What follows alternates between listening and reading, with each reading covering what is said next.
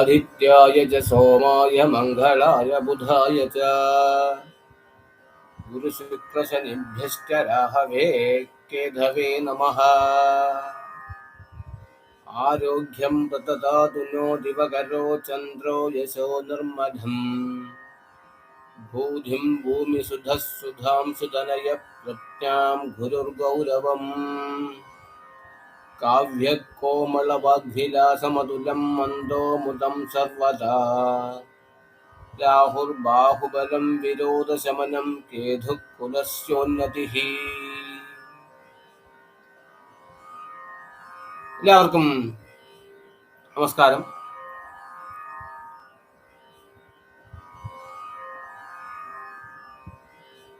ഗ്രഹങ്ങളുടെ സഞ്ചാരപഥം എന്നുള്ളത് മനുഷ്യ ചക്ഷുസ്സിന് അതീതമായിട്ടുള്ളതാണ് എന്നിരിക്കലും നമ്മുടെ ഗുരുബോധന്മാർ ഗ്രഹങ്ങളുടെ സഞ്ചാരപഥവും സഞ്ചാര ദൈർഘ്യവും എല്ലാം ഗണിച്ചു വച്ചിട്ടുണ്ട്. ആ രീതിയിൽ രാഹുകേതുക്കൾ എന്നറിയപ്പെടുന്ന ക്രൂരഗ്രഹങ്ങൾ മേരും അപ്രദക്ഷിണീ കുർവാണം എന്നാണ് പറയുന്നത്. സുമേരുവിനെ അപ്രദക്ഷിണമായി ചുറ്റുന്ന, ആന്റി ക്ലോക്ക് വൈസ് ആയിട്ട് ചുറ്റുന്ന ഗ്രഹങ്ങള് എല്ലാ 18 മാസങ്ങളിലും 18ാം മാസത്തിലും 1.5 വർഷത്തിലൊരിക്കല് ഒരു വീട്ടിൽ നിന്നും അടുത്ത വീട്ടിലേക്ക് അങ്ങനെ മാറുമ്പോൾ ഗോചരഫലം എന്നാണ് അതിനെ നമ്മൾ പറയുക. കേരളത്തില് ഇത് വലിയ രീതിയിലൊന്നും ഉദ്ഘോഷിക്കാറില്ല എന്നിരിക്കലും ഗ്രഹങ്ങള് അതിന്റെ കടമകൾ ചെയ്യുമല്ലോ. അതുകൊണ്ട് ഇതിൽ വിശ്വാസമുള്ളവർക്ക് ഇതിന്റെ ഇമ്പാക്റ്റ് എന്തായിരിക്കും എന്ന് അറിയാനുള്ള ആഗ്രഹം ഉണ്ടായിരിക്കും എന്നുള്ളത് കൊണ്ട് ഈ കാര്യം നിങ്ങൾക്ക് അറിയിക്കുകയാണ്. അതിനു മുമ്പ് എൻ്റെ യൂട്യൂബ് ചാനലായിട്ടുള്ള എസ് ഫോർ ശാസ്ത്ര ഇതുവരെ സബ്സ്ക്രൈബ് ചെയ്യാതിരിക്കുന്ന ആളുകളാണെങ്കിൽ അത് സബ്സ്ക്രൈബ് ചെയ്യുകയും മറ്റുള്ളവർക്ക് അത് അയച്ചു കൊടുക്കുകയും ചെയ്താൽ വളരെ നന്ദിയായി. 18 വർഷത്തിലൊരിക്കൽ എന്ന് പറഞ്ഞാൽ ഇതിനു മുമ്പ് രാഹുകേതുക്കൾ മേടക്കൂറിലേക്കും മേടരാശിയിലേക്കും തുലാക്കൂറിലേക്ക് അല്ലെങ്കിൽ തുലാരാശിയിലേക്കും മാറിയത് 28 ആഗസ്റ്റ് 2003 കഴിഞ്ഞ 1.5 വർഷം മുമ്പും രാഹുകേതുക്കൾ മാറിയിട്ടുണ്ടാവും. പക്ഷെ അവര് അപ്പോൾ മാറിയത് ഋഷഭത്തിലേക്കും വൃശ്ചികത്തിലേക്കുമാണ്. പക്ഷെ അവസാനമായിട്ട് മേടത്തിലേക്കും തുലാത്തിലേക്കും ഈ രാഹുകേതുക്കൾ വന്നത് എന്നുള്ളത് ആഗസ്റ്റ് 28, 2003 അതിനുശേഷം വരുന്നതായിട്ടുള്ള ഈ മാറ്റങ്ങൾ സാധാരണ രീതിയിൽ എല്ലാ രാശിക്കാർക്കും പാപഗ്രഹങ്ങളെ പേടിയാണ്. ശുഭഗ്രഹങ്ങളാണെങ്കിൽ ശുഭമായും പാപഗ്രഹങ്ങൾ പാപമായിട്ടും, പാമ്പിന് പാല് കൊടുത്താലും അത് വിഷം കക്കും എന്നും പറയുമല്ലോ. ആ രീതിയിലാണ് ഇതിൻ്റെ ഗതി. അങ്ങനെയുള്ളപ്പോൾ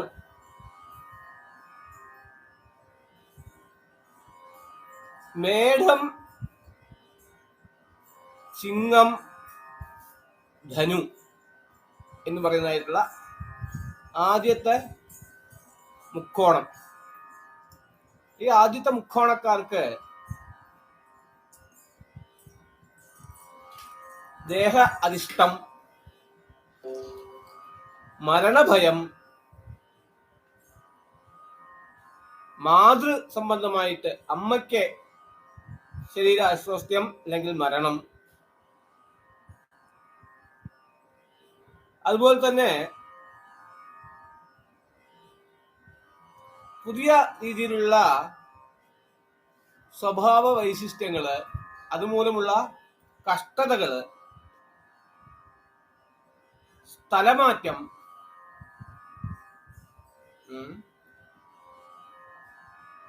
അതുപോലെ തന്നെ ചന്ദ്രന്റെ അവസ്ഥാവിശേഷങ്ങൾക്കനുസരിച്ച് മാനസിക പ്രശ്നങ്ങള്, ഇതെല്ലാം വരാവുന്ന ഒരു അവസ്ഥാവിശേഷമാണ്. എന്തെന്നാല് തൻ്റെ തലയിലാണ് ജന്മ രാഹുവാണ് മേടത്തിന്. അതേപോലെ തന്നെ പ്രതിലോമമായിട്ട് കണക്കാക്കുമ്പോൾ 5-ാം വീട്ടിലാണ്, അതായത് സിംഹത്തിന് 9-ാം വീടാണ് ഈ മേടം. അതേപോലെ തന്നെ ധനുസ്സിന് 5-ാം വീടാണ് മേടം. 1, 5, 9 എന്ന് പറയുന്നതായിട്ടുള്ള ഈ മേട, ചിങ്ങ, ധനുരാശിക്കാർക്ക് വളരെ കഷ്ടതകൾ കൊടുക്കുന്ന ഒരു സമയമായിരിക്കും ഈ രാഹുകേതുക്കളുടെ മാറ്റം കൊണ്ട് ഉണ്ടാവുക എന്നാണ്. അതായത്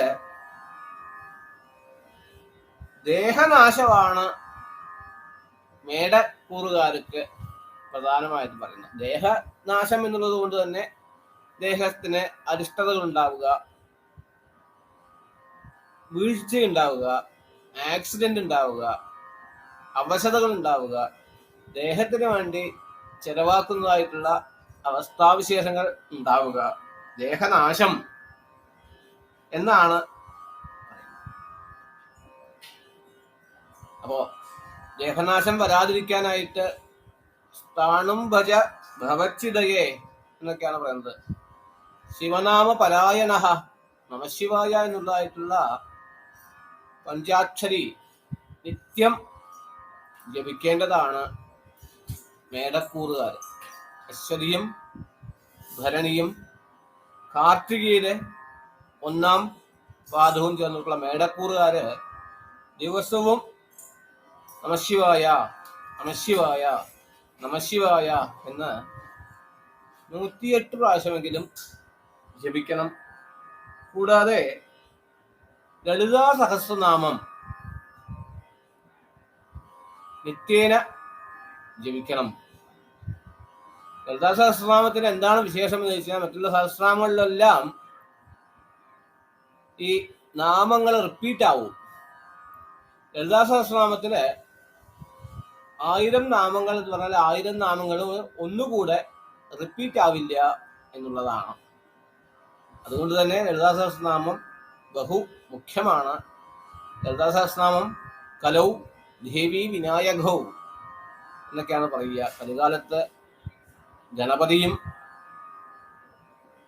ദേവിയുമാണ് ഉപാസിക്കേണ്ടത് എന്നെല്ലാം പറയാറുണ്ട്. അതുകൊണ്ട് തന്നെ ലളിതാ സഹസ്രനാമം ജപിച്ചു വരിക. അടുത്തത് ഇടവക്കൂറ്.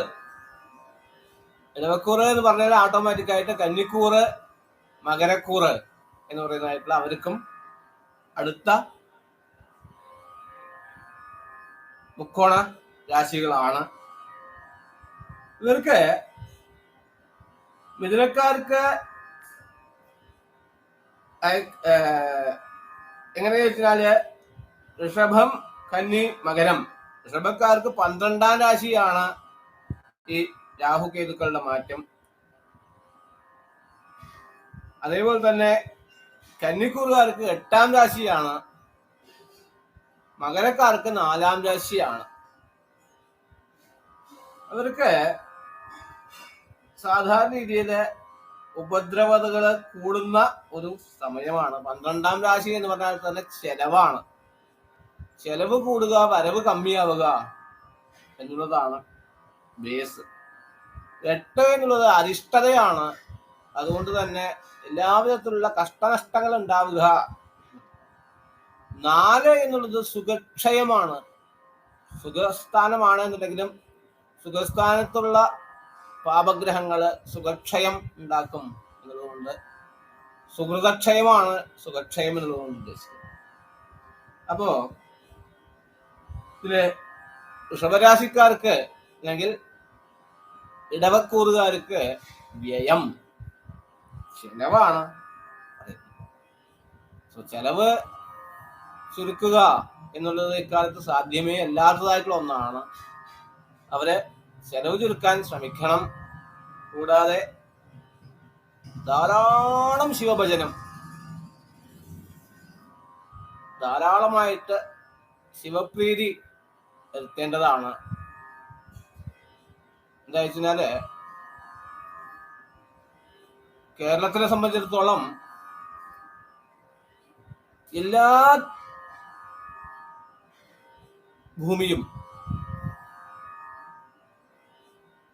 രാജസ്വം, ബ്രഹ്മസ്വം, ദേവസ്വം എന്നായിരുന്നു.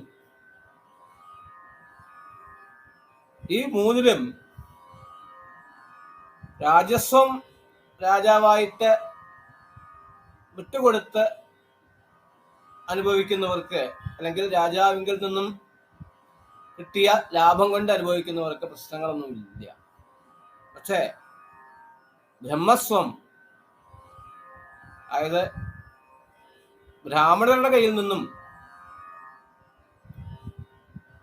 പിടിച്ചു പറിക്കുകയോ മോഷ്ടിക്കുകയോ അല്ലെങ്കിൽ എന്തെങ്കിലും ഒരു രീതിയിൽ ബ്രാഹ്മണരുടെ മുതല് നമ്മൾ അനുഭവിക്കുന്നവരാണെന്നുണ്ടെങ്കിൽ അത് ദേവസ്വം, ദേവന്റെ, അതായത് ദേവനെ നമ്മൾ പരിപാലിക്കാം, പരിപോഷിക്കാം, പ്രാർത്ഥിക്കാം. അല്ലാതെ ദേവന്റെ മുതല് നമുക്ക് നമ്മുടെ അക്കൗണ്ടിലേക്ക് കയറ്റാം എന്ന് വിചാരിച്ചാൽ അബദ്ധമാണ്.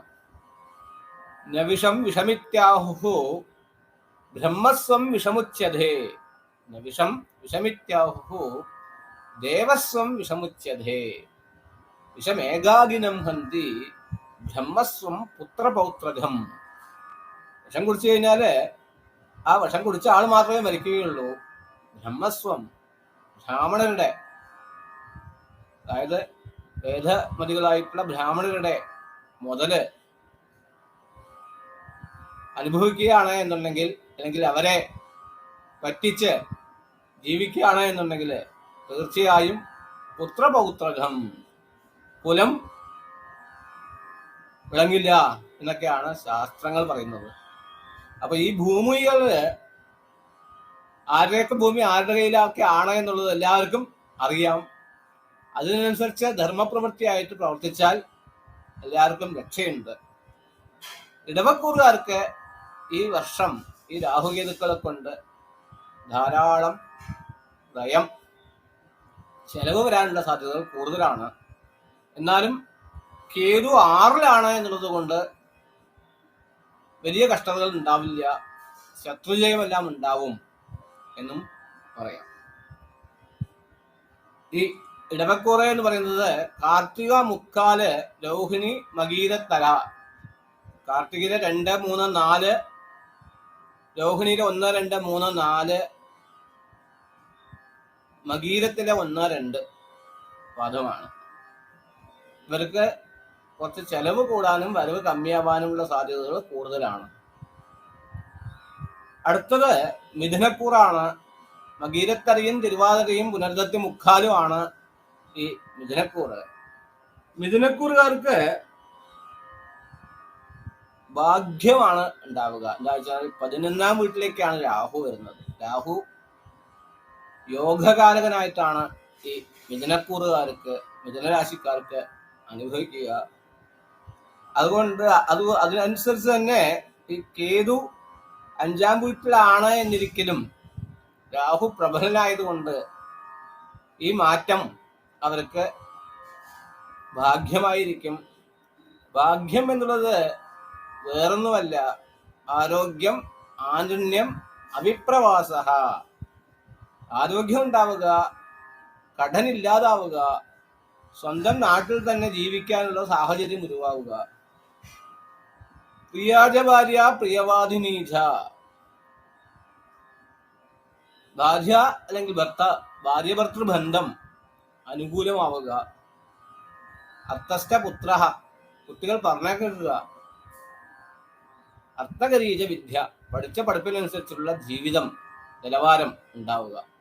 ഇതൊക്കെ ഉണ്ടാവാനുള്ള സാധ്യതകൾ കൂടുതലാണ് മിഥുനക്കൂറുകാർക്ക്. അതാണ് ഭാഗ്യം എന്നുള്ളത് കൊണ്ട് ഉദ്ദേശിക്കുന്നത്. അടുത്തത് കർക്കടകക്കൂറാണ്. പുനരുദ്ധിക്കാലും പൂയവും ആയില്യവുമാണ്.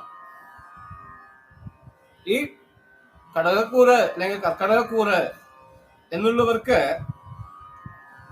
10ാം വീട്ടിലേക്കാണ് ഈ രാഹുകേതുക്കളുടെ മാറ്റം. ഈ കർക്കടകക്കൂറുകാർക്ക് ലാഭമാണ് ഉണ്ടാവുക എന്നാണ് പറയുന്നത്.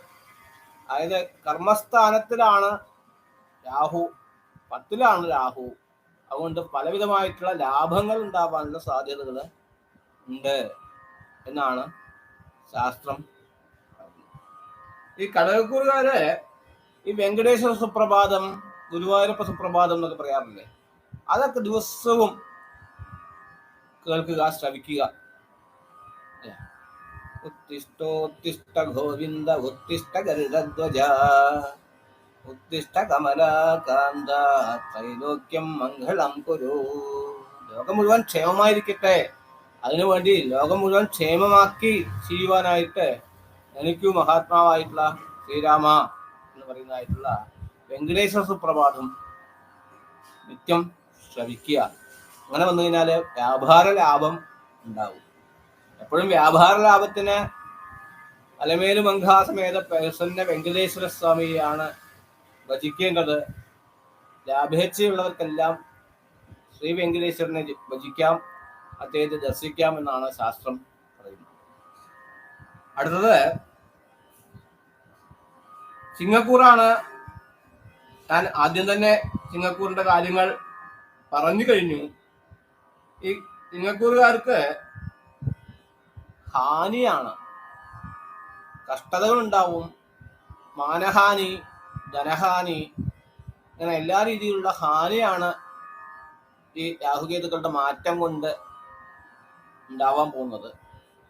എന്നിരിക്കലും ഈ കേതുവിന്റെ മാറ്റം 3ലേക്കാണ് എന്നുള്ളത് കൊണ്ട് വലിയ ഉപദ്രവങ്ങൾ ഉണ്ടാവില്ല. എന്നിരിക്കലും സമയം മോശമാണ് എന്നുള്ളത് കൊണ്ട് ഈ സിംഹക്കൂറുകാര് ധാരാളം ദേവസേനാധിപതിയായിട്ടുള്ള സുബ്രഹ്മണ്യനെ ഭജിക്കണം. പഴനിയിലേക്കോ, ആറുപട വീട് എന്ന് പറയുന്നതായിട്ടുള്ള തിരുച്ചെന്തൂരിലേക്കോ, സ്വാമിമലയിലേക്കോ അങ്ങനെയുള്ള സുബ്രഹ്മണ്യ അമ്പല ദർശനം അത്യന്താപേക്ഷിതമാണ് ഈ ചിങ്ങക്കൂറുകാർക്ക് ഈ 1.5 വർഷ കാലം. അടുത്തത് കന്നിക്കൂറാണ്. കന്നിക്കൂറുകാർക്കാണ് ഏറ്റവും മോശമായിട്ടുള്ള ഒരു സമയം എന്നാണ് പറയേണ്ടത്. എന്താ വെച്ചാൽ 8ലേക്കാണ് രാഹു, അതുപോലെ തന്നെ 2ലേക്കാണ് കേതു മാറി വന്നിരിക്കുന്നത്. അപ്പൊ കന്നിക്കൂറുകാർക്ക് മരണം എന്നൊക്കെയാണ് ശാസ്ത്രം പറയുന്നത്. ഈ മരണം എന്നുള്ളത് കൊണ്ട് എന്താ വെച്ചാല് ഇഷ്ടമായിട്ടുള്ള ആളുകളെ അവർ നീങ്ങി നിൽക്കുക, അല്ലെങ്കിൽ കുടുംബത്തില് പ്രശ്നമുണ്ടാവുക, സംസാരിക്കാതാവുക, തല്ലുകൂടുന്ന അവസ്ഥാവിശേഷം ഉണ്ടാവുക, എല്ലാ വിധത്തിലുള്ള ചെലവുകളും വന്നു ചേരുക, അങ്ങനെ വളരെ കഷ്ടതകൾ ഉണ്ടാവുന്ന ഒരു സമയമായിട്ടാണ് കാണുന്നത്. മരണ തുല്യമായിട്ടുള്ള അവസ്ഥാവിശേഷങ്ങൾ വരുവാനുള്ള സകല സാധ്യതകളും കാണുന്ന ഒരു സമയമാണ് ഈ സമയം എന്നുള്ളത് കൊണ്ട് പരമാവധി സുബ്രഹ്മണ്യ ഭജനം, ദുർഗാഭജനം,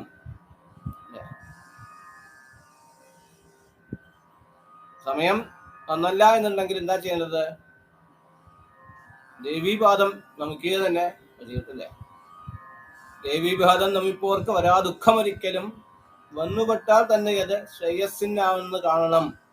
അമ്മേ നാരായണ, ദേവി നാരായണ, ലക്ഷ്മി നാരായണ, ബദ്ധേ നാരായണ എന്ന് പറയാറുണ്ടല്ലോ.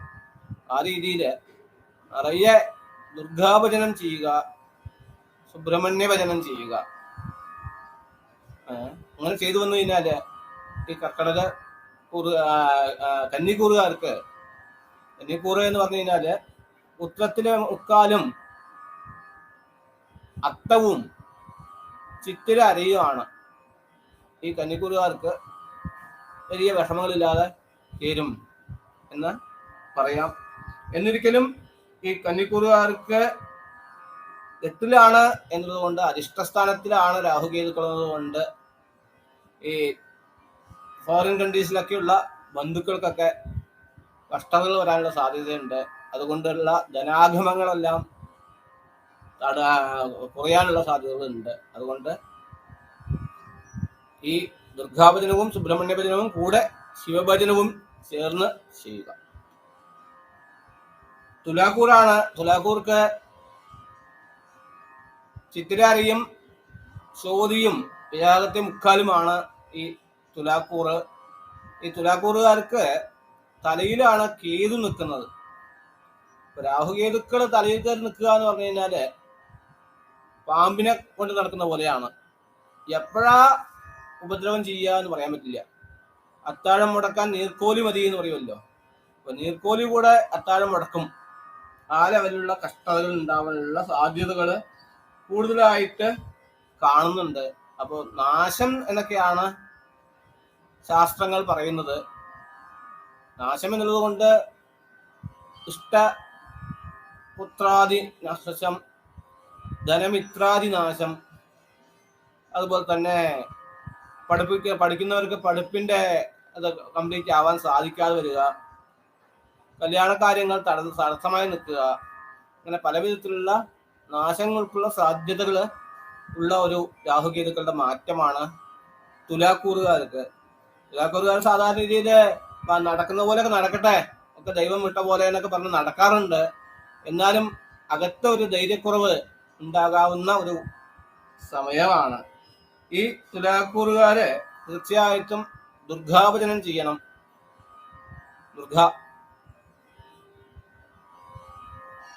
ആ ദുർഗയെ, വനദുർഗയെ തന്നെ ജപിച്ചു വന്നാൽ തീർച്ചയായും ശരീരക്ലേശവും മനക്ലേശവും മാറിക്കിട്ടും എന്നാണ് പറയുന്നത്.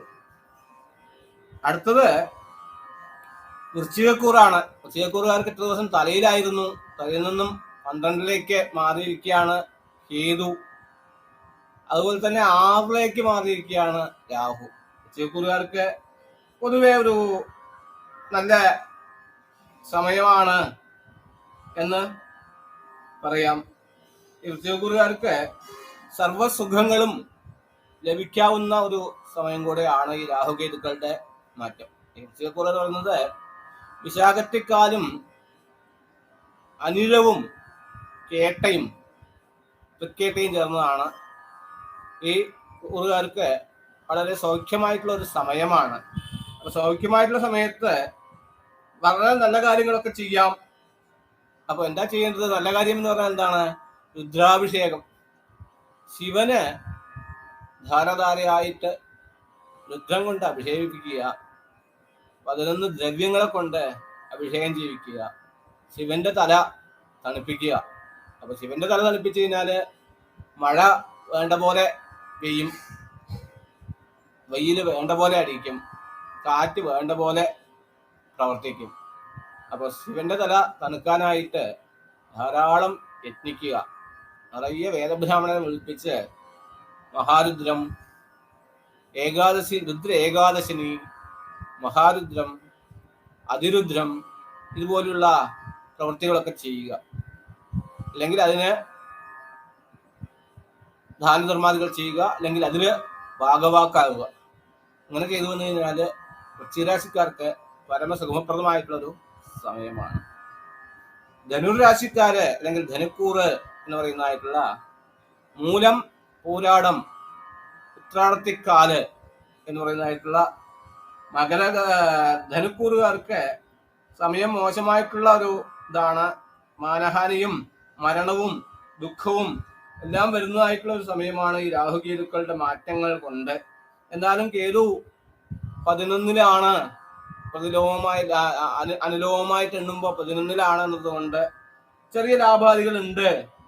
എന്നിരിക്കലും ധനുക്കൂറുകാർക്ക് അർത്ഥനാശം, പണം ധാരാളം നഷ്ടമാവും. അർത്ഥം എന്ന് പറഞ്ഞു കഴിഞ്ഞാൽ പണം മാത്രം പറയാനില്ല, പൊരുളുകൾ, അതായത് നമ്മൾ സമ്പാദിച്ചു വെച്ചിട്ടുള്ളതായിട്ടുള്ള പല കാര്യങ്ങളും ദ്രവ്യനാശമൊക്കെ ആവാം, അല്ലെങ്കിൽ സ്ഥലനാശമൊക്കെ ആവാം, അല്ലെങ്കിൽ നമ്മൾ പ്രധാനമായി എനിക്കുണ്ടായിരുന്ന നാൽക്കാലി നാശങ്ങളൊക്കെ ആവാം, കൃഷിനാശങ്ങളാവാം. ഇങ്ങനെയൊക്കെ വരാനുള്ള സാധ്യതകൾ കൂടുതലായിട്ടാണ് ധനുക്കൂറുകാർക്ക് കാണുന്നത്. ഈ ധനുക്കൂറുകാരെ പറ്റാവുന്ന സമയത്തെല്ലാം ആദിത്യ ഹൃദയം, രാവണനെ കണ്ട് പേടിച്ചപ്പോ അഗസ്ത്യൻ വന്ന് ഉപദേശിച്ചതാണ് ആദിത്യ ഹൃദയം. അപ്പൊ ആദിത്യ ഹൃദയ സ്തോത്രം നക്ഷത്രഗ്രഹതാരാണാമതിഭോ വിശ്വഭാവനഃ തേജസാമപി തേജസ്വി ദ്വാദശാത്മൻ നമോസ്തുതേ നമഃ പൂർവായ ഗിരയേ പശ്ചിമായാധ്യയേ നമഃ ജ്യോതിർഗണാനാം പതയേ ധിനാധിപതയേ നമഃ പറഞ്ഞിട്ടുള്ള ഒരു 24 ശ്ലോകം 25 ശ്ലോകം ഉണ്ടാവും. അത് ആദിത്യ ഹൃദയം ശരീരത്തിനും നല്ലതാണ്. അതായത് ആരോഗ്യം ഭാസ്കരാധിച്ചേത് എന്നാണ് പറയുന്നത്. ആരോഗ്യദായകനായിട്ടുള്ളത് ഈ സൂര്യനാണ്. സൂര്യനിൽ നിന്നാണ് ആരോഗ്യം വേണ്ടത്. സൂര്യ നമസ്കാരം ചെയ്യുന്നവർക്ക് നിത്യാരോഗ്യം ഉണ്ടാവും എന്നാണ് പറയുന്നത്. അപ്പോ ആദിത്യസ്യ നമസ്കാരാൻ യക്കുർവന്തി ദിനേ ദിനേ ജന്മാന്തര സഹസ്രേഷു ദാരിദ്ര്യം നോപജായതേ എന്നൊക്കെ പറയുന്നുണ്ട്. നിത്യഹരി സൂര്യ നമസ്കാരം ചെയ്യുന്നവർക്ക് ജന്മാന്തരങ്ങളിൽ കൂടെ ദരിദ്രത ഉണ്ടാവില്ല എന്ന് പറയുന്നത്. ഇവിടെ അർത്ഥനാശമാണ് ധനുരാശിക്കാർക്ക് പറഞ്ഞിട്ടുള്ളത് എന്നതുകൊണ്ടാണ് ആദിത്യഹൃദയം ജപിക്കാനായിട്ട് ശാസ്ത്രം ഉദ്ഘോഷിക്കുന്നത്. അതുകൊണ്ട് ആദിത്യഹൃദയം ജപിക്കുക. ധനുക്കൂറുകാർ. മകരക്കൂറുകാർക്ക് 4-ലേക്കാണ്. ഈ മകരക്കൂറുകാർക്ക് വളരെ ദുഃഖം വരുന്നതായിട്ടുള്ള ഒരു അവസ്ഥാവിശേഷം ഉണ്ട്. സമയം മോശമാണ്. ഈ രാഹുകേതുക്കളുടെ മാറ്റം കൊണ്ട് സമയം മോശമാവുന്നതിൽ കന്നിക്കൂറുകാരും മകരക്കൂറുകാരുമാണ് സൂക്ഷിക്കേണ്ടത്. ദേഹകാന്തി കുറയുകയും ചെയ്യുന്ന പ്രവൃത്തിയിൽ ഒരു വ്യക്തത വരാതിരിക്കുകയും ചെയ്യുന്ന പ്രവൃത്തി കൊണ്ട് ഒരു ലാഭം ഉണ്ടാവാതിരിക്കുകയും ആഹാരം കഴിക്കുമ്പോൾ അത് ഛർദിയായിട്ട് പുറത്തു വരികയും ഇങ്ങനെയൊക്കെ ചെയ്യുന്ന അവസ്ഥാവിശേഷമുണ്ട്. അപ്പോൾ സുഖമായിട്ടുള്ള ആഹാരം കഴിക്കാനുള്ള പ്രവണത തന്നെ ഇല്ലാതാവുന്ന ഒരു അവസ്ഥാവിശേഷം വരുന്ന ഒരു സമയമാണ് ഈ മകരക്കൂറുകാർക്ക്. അപ്പൊ മകരക്കൂറുകാര് ഒരു ഗ്രഹത്തെ ഒരു ദൈവത്തെ വിളിച്ചാൽ പോരാ, എല്ലാ ദൈവത്തെയും വിളിക്കണം എന്നതുകൊണ്ട് തന്നെ നവഗ്രഹ ശാന്തി, എല്ലാ ഗ്രഹങ്ങളുടെയും ഉപദൈവങ്ങളായിട്ടുള്ള നവഗ്രഹങ്ങളെ വിളിച്ച് പ്രാർത്ഥിക്കുക തന്നെ വേണം. അപ്പൊ നവഗ്രഹങ്ങളെ പ്രാർത്ഥിച്ചാൽ ആരോഗ്യം പ്രതദാതുനോ ദിവകരോ ചന്ദ്രോ യശോ നിർമ്മലം ഭൂരിം ഭൂമിസുധ സുധാംശുതനയ പ്രജ്ഞാൻ ഗുരുർഗൗരവം കാവ്യ കോമള വാഗ്ഭിലാസമതലം മന്ദോ മുധം സർവദാ രാഹുർ ബാഹുബലം വിരോധശമനം കേതു പുലസ്യോന്നതി എന്നൊക്കെയാണ് പറയുന്നത്. ഈ 9 ഗ്രഹങ്ങൾക്ക് 9 രീതിയിലുള്ള അനുകൂലതകൾ ചെയ്യാനുള്ള പ്രവണതയുണ്ട്. അവര് നമുക്ക് അനുകൂലത ചെയ്യണമെന്നുണ്ടെങ്കിൽ നമ്മൾ അവരെ പ്രാർത്ഥിക്കണമല്ലോ. അവരെ നന്നായിട്ട് പ്രാർത്ഥിച്ചാൽ മതി ഈ മകരക്കൂറുകാർക്ക്. എന്നാൽ അവർക്ക് ഈ കഷ്ടതകളെല്ലാം മാറിക്കിട്ടും എന്നാണ്. കുംഭക്കൂറുകാർക്ക് 3-ാം വീട്ടിലേക്കാണ്. അപ്പൊ കുംഭക്കൂറുകാർക്ക് നല്ലതാണ്. 3-ാം വീട്ടിലേക്ക് മാറുന്ന രാഹുകേതുക്കള് വളരെ സുഖങ്ങളെയാണ് തരിക. സുഖം എന്നുള്ളത് എന്നിട്ട് എന്താണ് സുഖം എന്ന് ചോദിച്ചാല് സ്വസ്ഥസ്യ അവസ്ഥാവിശേഷം സുഖം. ഞാൻ സൗഖ്യമായി ഇരിക്കുന്നുണ്ട് എന്നുള്ള മാനസികമായിട്ടുള്ള ഒരു സ്ഥിതിവിശേഷമാണ് സുഖം, അല്ലേ? അപ്പൊ സുഖം അല്ലെങ്കിൽ നമ്മുടെ എന്താ പറയുക രുചി, ഇതെല്ലാം പറഞ്ഞറിയിക്കാൻ പറ്റുന്നില്ല, അനുഭവിക്കാൻ മാത്രമേ പറ്റുകയുള്ളൂ. സെന്റിമെന്റൽ ആണ്. അതുകൊണ്ട് തന്നെ പലവിധമായിട്ടുള്ള സുഖ സൗകര്യങ്ങളും സുഖം എന്ന് എന്തൊക്കെ നമ്മൾ വിചാരിക്കുന്നുവോ ആ കാര്യങ്ങളെല്ലാം വന്നു ചേരുന്ന ഒരു നല്ല ഒരു ഗ്രഹ മാറ്റം ഈ കുംഭരാശിക്കാർക്ക് അല്ലെങ്കിൽ കുംഭക്കൂറുകാർക്ക് അവിട്ടത്തിലെ അരയും ചതയവും പൂരോട്ടാതിയിലെ മുക്കാലും ചേർന്നതാണ് ഈ കുംഭക്കൂറ്. കുംഭക്കൂറുകാർക്ക് വളരെ നല്ല അനുകൂലമായിട്ടുള്ള സമയമാണ്. അതുകൊണ്ട് തന്നെ അവർക്ക് മഹാവിഷ്ണുവും വരുണനും അജേകപാദും ഒക്കെയാണ് മറ്റേ നക്ഷത്ര ദൈവങ്ങള്. അതുകൊണ്ട് തന്നെ മുരുകനെ നന്നായിട്ട് പ്രാർത്ഥിച്ച് ആരാധിച്ചാല് ഓം ശരവണഭവ എന്ന് പറഞ്ഞായിട്ടുള്ള ഷഡക്ഷര മന്ത്രങ്ങൾ ജപിച്ചു വന്നാൽ വളരെ കൂടുതൽ അനുകൂലം കിട്ടുന്ന ഒരു സമയമാണ് കുംഭക്കൂറുകാർ. അവസാനമായിട്ടുള്ള മീനക്കൂറാണ്. മീനക്കൂറ് എന്ന് പറയുന്നത്, മീനരാശി എന്ന് പറയുന്നത് പൂരോട്ടാതിക്കാലും ഉത്രട്ടാതിയും രേവതിയുമാണ്. ഇവർക്ക് 2ാം വീട്ടിലേക്കാണ് ഈ രാഹുകേതുക്കളുടെ മാറ്റം. ഈ രാഹുകേതുക്കള് ധനനാശം, 2ാം വീട്ടിൽ വരുന്നതായിട്ടുള്ള പാപഗ്രഹങ്ങള് ആ 2ാം വീട്ടിലെ നശിപ്പിക്കും എന്നൊക്കെയാ പറയുക. ധനം എന്ന് പറഞ്ഞാൽ അതായത് വിത്തം നേത്രം വാക് കുടുംബഞ്ച വിത്താത് എന്നൊക്കെയാണ് ശാസ്ത്രം പറയുന്നത്. വിത്തം ധനസമ്പാദനത്തിനെ കുറയ്ക്കും അല്ലെങ്കിൽ നശിപ്പിക്കും. നേത്രം ദൃഷ്ടിദോഷങ്ങളൊക്കെ ഉണ്ടാവാം. വാക്ക് പറയുന്ന വാർത്ത നിർത്താൻ പറ്റില്ല. ഒരു സമയത്ത് പൈസ കൊടുക്കാന്ന് പറഞ്ഞാൽ കൊടുക്കാൻ പറ്റില്ല. അതുകൊണ്ട് തന്നെ പേര് കിട്ടുപോകാനുള്ള അവസ്ഥാവിശേഷമുണ്ട്. കുടുംബ സൗഖ്യവും കുറയാനുള്ള സാധ്യതയുണ്ട്. പണമില്ലെങ്കിൽ കുടുംബസൗഖ്യം കുറയുമല്ലോ. അതുകൊണ്ട് അങ്ങനെയുള്ള ഒരു വിശേഷങ്ങളാണ് മീനക്കൂറുകാർക്ക് ഉള്ളത്. അതുകൊണ്ട് മീനക്കൂറുകാരെ സദാസർവകാലം ലളിതാ സഹസ്രനാമം ജപിക്കുക എന്നാണ് പറയുന്നത്. അപ്പോൾ ലളിതാ സഹസ്രനാമം ജപിച്ചു വന്നു കഴിഞ്ഞാൽ ശ്രീമാധ ശ്രീ മഹാരാജ്ഞി ശ്രീമത് സിംഹാസനേശ്വരി എന്ന് പറയുന്നതായിട്ടുള്ള ശ്രീമത് സിംഹാസനത്തിലിരുന്ന് നാട് ഭരിക്കുന്ന ലളിതാദേവിയെ ഞാൻ ഭജിക്കുന്നു എന്ന് പറഞ്ഞ് പ്രാർത്ഥിച്ചു കഴിഞ്ഞാൽ തീർച്ചയായിട്ടും ആ അമ്മയുടെ അനുഗ്രഹം കൊണ്ട് സകലവിധമായിട്ടുള്ള സൗഖ്യങ്ങളും. അപ്പോൾ ഇത് പൊതുവായിട്ടുള്ള ഒരു ഫലമാണ്. അവരവരുടെ ജാതകത്തില് മറ്റു ഗ്രഹങ്ങളെല്ലാം അനുകൂലമാണ് എന്നുണ്ടെങ്കിലും, അല്ലെങ്കിൽ ദശാകാലങ്ങള് പഞ്ചമം കാര്യലക്ഷണം എന്ന് പറയും,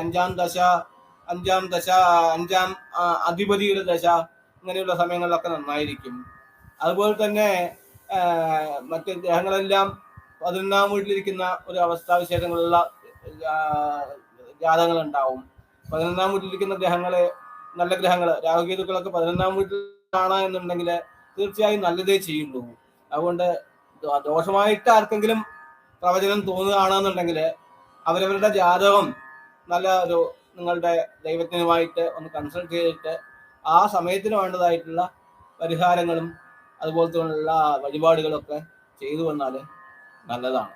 അപ്പോൾ ഇത് പൊതുവായിട്ടുള്ള ഒരു പ്രഡിക്ഷൻ ആണ് എന്നതുകൊണ്ട് ആരും പേടിക്കേണ്ട കാര്യമില്ല.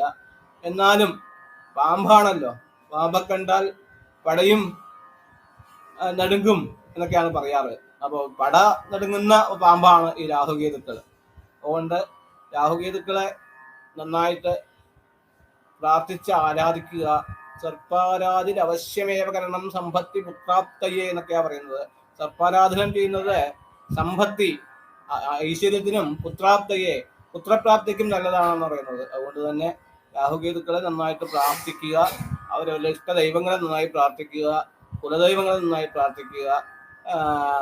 ശിവനെ, അതായത് രാഹുകേതുക്കള് പാമ്പായത് കൊണ്ട് നാഗാഭരണഭൂഷണനായിട്ടുള്ള ശിവനെ നന്നായിട്ട് പ്രാർത്ഥിച്ച് ആരാധിക്കുക. എല്ലാവർക്കും രാഹുകേതുക്കളുടെ അനുഗ്രഹം ഉണ്ടാവട്ടെ. ഓം അർദ്ധകായം മഹാവീര്യം ചന്ദ്രാദിത്യ വിമർദ്ദനം സിംഹികാഗർഭസംഭൂതം കം രാഹും പ്രണമാമ്യഹം പലാശപുഷ്പസങ്കാശം താരകാഗ്രഹമസ്തകം രൗദ്രം രൗദ്രാത്മകം ഘോരം കം ഖേദും പ്രണമാമ്യഹം. ഈ 2 ശ്ലോകങ്ങള് ദിവസവും ഒരു 18 പ്രാവശ്യം ജപിച്ചു വരിക. അങ്ങനെ ചെയ്തു കഴിഞ്ഞാലും ഈ രാഹുകേതുക്കളുടെ അനുഗ്രഹം ഉണ്ടാവുകയും അതുമൂലം ഈ രാഹുകേതുക്കളുടെ ദോഷവശങ്ങൾ നീങ്ങിക്കിട്ടുകയും ചെയ്യും. അടുത്തുള്ള പാമ്പുംകാവിലേക്ക് എല്ലാ ആയില്യത്തിലേക്കും പോയി ദർശനം ചെയ്യുക. അല്ലെങ്കിൽ മാസത്തിലൊരിക്കലെങ്കിലും പോയി ദർശനം ചെയ്യുക, 100 പാലും വിധിക്കുക, ഇങ്ങനെയൊക്കെ ചെയ്തു വന്നു കഴിഞ്ഞാൽ തീർച്ചയായിട്ടും അനുകൂല സാഹചര്യങ്ങൾ ഉണ്ടാവും. എല്ലാവർക്കും നന്മ ഉണ്ടാവട്ടെ, ഈശ്വരാനുഗ്രഹം ഉണ്ടാവട്ടെ. രാഹുകേതുക്കളുടെ ദോഷം കൊണ്ട് ഉണ്ടാവുന്ന എല്ലാവിധമായിട്ടുള്ള കഷ്ടങ്ങളും മാറിക്കിട്ടട്ടെ എന്ന് പ്രാർത്ഥിക്കുകയാണ്. നമസ്കാരം.